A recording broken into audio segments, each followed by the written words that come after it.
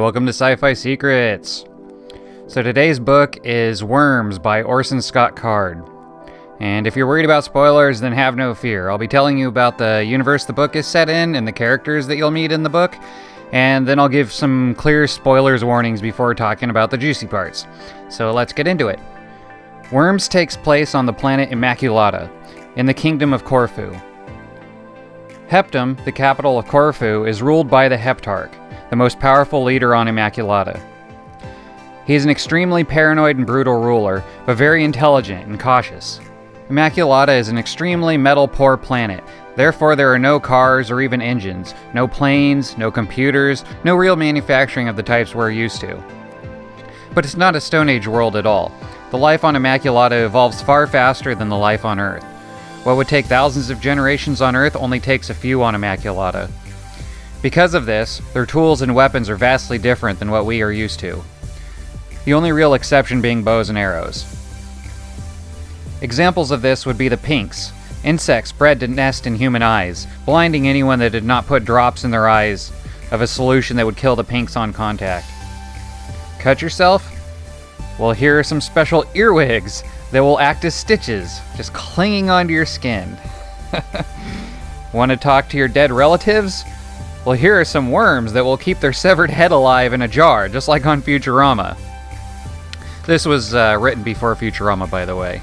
There are 3 other sentient species on Immaculata, all of which are humanoid and about waist-high on a human. The Dwelfs are not very intelligent. They have small heads, even for their small humanoid bodies. They are able to perform basic tasks, and are regularly hired or owned as slaves by humans and geblings. Or jeblings. I'm not sure which it is. I guess it's... I'm gonna go with the jeblings. The jeblings are furry little monkey men who walk upright. They are very intelligent. They're on par with humans. Jeblings live on and in Cranning, the largest mountain on Immaculata. It's not part of a mountain range. It stands alone. It's so large and heavy it's sunk into the planet, making its own massive moat of rivers and seas around its border. It's filled with catacomb-like caves, and every few hundred years the King Jebling sends his people out to attack all humans and knock their society back down to nothing. But the rest of the time, humans and Jeblings trade and live together in peace. The final species is the Gaunts. Again, they are not very intelligent, but they are smarter than the Dwelflings. Because of their lithe bodies, they are regularly used as prostitutes, but are also employed for many other basic tasks, including acting and serving at restaurants. Our main character is a young girl named Patience. Patience has been raised as an assassin, trained by her father to serve the Heptarch. A very dangerous job for anyone, but even more so for her, the true heir to the throne of Heptum. The current Heptarch's father had deposed Patience's grandfather, who had gone mad and was destroying the kingdom with his poor ruling. Patience's father, Lord Peace, was the rightful Heptarch, but instead of ruling, Lord Peace was the slave of the current Heptarch. In fact, he was his most loyal slave, to Patience's great confusion. Why was he so loyal? Why has the Heptarch kept them alive? They are the biggest threat to his claim of legitimacy on the throne. What will Patience do? Be loyal like her father? Or leave to find an army to challenge the Heptarch? Will the Jeblings invade again? Why are they invading when they do? And why are they invading at all? What role will the Gaunts and Dwelfs play in this battle? Well, if you don't already know the answer to that, it's probably time to turn off the video. Unless you have no plan on reading Wyrms. 'Cause, spoiler alert, it's time to sum up the story. We learn early on that Patience is only alive as a tool to ensure Lord Peace is loyal to the Heptarch. So while he is alive, Lord Peace teaches Patience everything he can to keep her alive. This is not just because she is his daughter, or because she is the rightful heir to the throne, but because she is the Christos, the seventh daughter of the starship captain, who brought the Conceptuine to Immaculata. She is the 343rd generation descendant of that man, who went crazy and destroyed all the metal deposits on the planet with his ship's weapons, then had the ship destroyed, stranding them all here, with no way to rebuild the society they had lost. In the intervening centuries, a religion had sprung up around this. No one knew exactly where that number had come from, yet somehow the majority of the population on Earth believed it to be true. They believed that the seventh daughter would bring the rapture and rebirth humanity. When Lord Peace finally died of old age, the Heptarch had no way to keep Patience, a dangerous assassin, under his thumb and ordered her death. But she was a dangerous assassin, so she killed those sent to kill her and escaped the city. But Lord Peace was a valuable source of information, so before leaving the city, Patience went to where they would take her father's head, now kept alive only by the worm-like ghouls that lived in the gel his severed neck was submerged in. She found the headmaster training her father's head as she hid in the gutters. The headmaster used chemicals and droppers to train the ghouls to torture the head whenever it lied or even hesitated to answer. She watched him ask her father's head embarrassing and vulgar questions to make him want to resist, so that the ghouls could be trained to tell a lie from a truth and torture or reward him accordingly. After the horrifying experience, the headman left, and it was Patience's turn to interrogate her father, not realizing the torture had only begun for both of them. Sometimes you don't actually want to know what the answers to your questions are. Before Patience was born, all the wisest men of the planet, one by one, would lose their minds and go to Cranning, the mountain where the Jeblings lived. Once there, they would disappear, never to be seen again. Patience grew up never knowing her mother.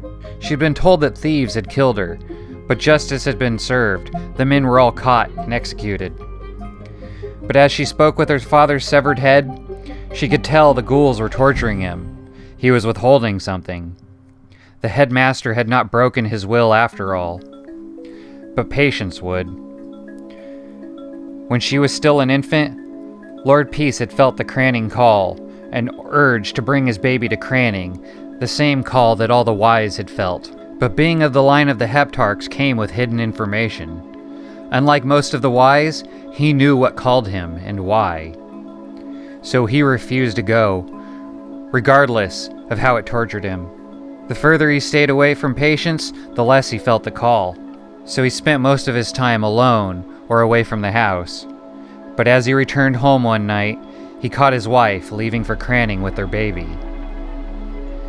There was only one way to stop her. She would not listen to him. He knew what was at stake, so he did what he had to do. He killed the woman he loved to save the fate of humanity on Immaculata. After telling Patience this, his head begged Patience to kill it. Life as a head was loneliness and torture, so she granted his last request and left Heptam all alone. Outside the city, Patience met with her father's most trusted slave, now her slave, a man named Angel.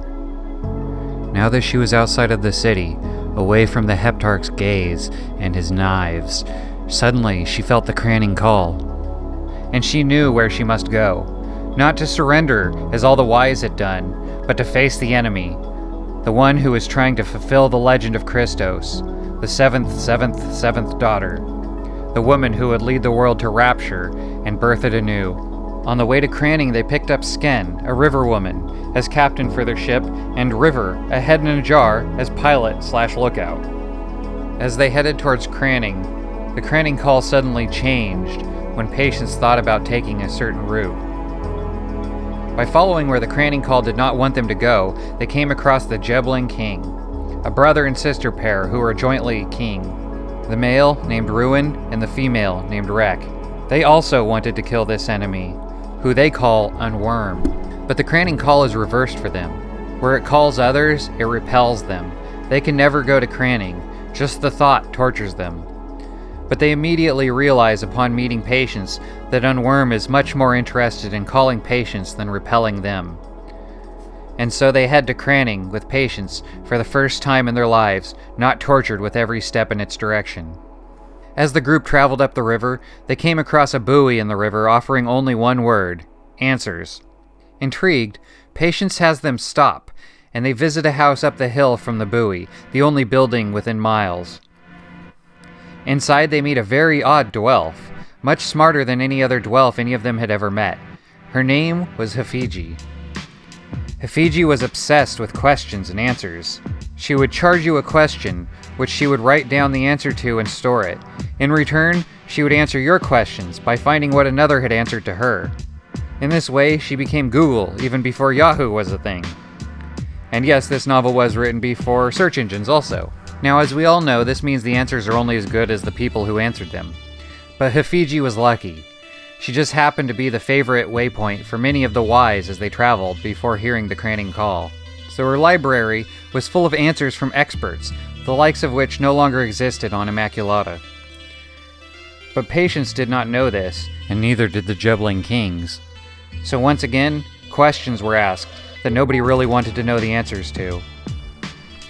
And when Heptarch answered them correctly, the now exposed Jubbling King and rightful Heptarch realized they were traveling with their ancient enemies. The Jubbling Kings that had sent hundreds of thousands of Jubblings to flatten human society every few hundred years, and the Heptarch that had killed the 7th Jubbling King and stole his Mind Stone, a genetic crystal that held all the memories of his ancestors. A crystal that Ruin would happily kill to take back. But that was not the only info Heptarch had. She also knew that for the past 300 generations of Heptarchs, they had been surgically implanting the crystal into their brains to hopefully access the info on it, both from the Jubbling King as well as all the other previous Heptarchs. Otherwise, if unsuccessful, they would go insane, as Patience's grandfather had done. Rek convinced Ruin that if 7 generations of Jubblings drove many Heptarchs insane, then 300 generations of Heptarchs would surely drive him insane, and so the stone was now useless to the Jubblings. But Heptarch still had more shocking information. When the first colonists had landed on Immaculata, there were no Gaunts, no Dwelfs, no Jubblings, only Wyrms. Wyrms that seemingly no longer existed. But then the scientists discovered a way to genetically manipulate and read the DNA of things using new techniques that did not require large metal machines. What they found surprised them. None of the Earth strains of plants and animals matched the genetics in the records from Earth, or more accurately, the Earth DNA was only one small section in the entire chromosome, almost as if the Earth gene had been spliced into a much larger chromosome. The more they looked, they found only humans of all Earth species were unaffected. So the scientists did some experiments and separated the DNA of the Earth wheat from the remaining DNA, and what they found shocked them. The Earth wheat DNA made Earth wheat, but the remaining DNA made a bug with 3 pairs of wings on a worm-like body. This bug, when reintroduced to the wheat, seemed to breed with it. The wheat itself remained unaffected, but the worm then laid several eggs, and when those eggs hatched, they grew into all sorts of variations between the original worm and the wheat. Some looked to be malformed wheat plants that needed soil. Some were strange wheat-like insects, but one still looked just like the parent bug. Some of the offspring were not viable, but the ones that were viable would reproduce and make offspring that looked exactly like they do, basically starting a new species. But the worm was only interested in the next generation of Earth wheat. When it would find a descendant of the original wheat its parent mated with, it would mate again. And this time, 100% of the offspring looked just like the Earth wheat. But when the DNA was examined, it was the DNA of the worm, with a section of Earth wheat DNA inside of it. The different members of Patience's party took varying amounts of time for the meaning of this to sink in. Ruin seemed to understand it first. "It isn't true," shouted Ruin. "We are not failed copies of humans. We are the original inhabitants of this world, and they are the interlopers. We are not descended from humans. They have usurped this world from us." But Patience had a much more painful realization. She was the descendant of the starship captain. She was being called to Cranning, and she would give birth to Wyrms that looked like humans, but would not be humans. Instead, they would wipe out all humans on Immaculata and replace them, just as they did with every other species humans had brought from Earth. The legends were true, but in the most horrifying way possible. The seventh daughter would give new birth to humanity. But this cemented Patience's will more than ever. She would face on Wyrm and kill him. Cranning is an incredible city. It starts right at the water level where the rivers meet the base of the mountain, with a bustling trading hub where just about anything on the planet could be bought or sold. And it was not just Jubblings. Cranning was a free city where all species were welcome. And creatures of all incomes were welcome too. If you needed money, you could sell your goods, your services, or even your body. if you so desire, be that as a prostitute or as a slave. If you had money to spend, you could hit up the casinos, the shadiest of which were closest to the water, with the real high-baller casinos far up the mountain. Same went for the entertainment, with the brothels and taverns near the water, and the theaters further up the mountainside. But above the tourist areas were the Jebbling Caves, a massive labyrinth of them that any non-Jebbling would be sure to be lost in, since every Jebbling is born with a map of them in their memories, even the ones that have never been to Cranning. The Cranning call urged Patience forward into the caves, and as she approached Cranning, the call had kept getting stronger. Now that she was in the caves, she had lost all self-control. All she could think about was finding her goal further within the mountain. Okay, if you want to find out how the Battle of Humans, Jebblings, and Unworm turned out, well, you're just going to have to read the book. I left out plenty to keep it a bit spicy, but if you know you will never read the book and are upset that I ended it right there, then rest assured, humanity is not wiped out. It never is, to my disappointment. It's just the rest of the book is details and imagery, and I'm not going to just recite the entire book to you verbatim. So if you really want to know exactly what happened in the book, at least read the last few chapters if you want all the details. This video is long enough as it is. So thanks for watching, and if you enjoyed that at all, please like, comment, subscribe, and most importantly, subscribe because I'm trying to build this channel. So thank you for watching, and hope you have a good rest of your evening, day, morning, whatever the case may be.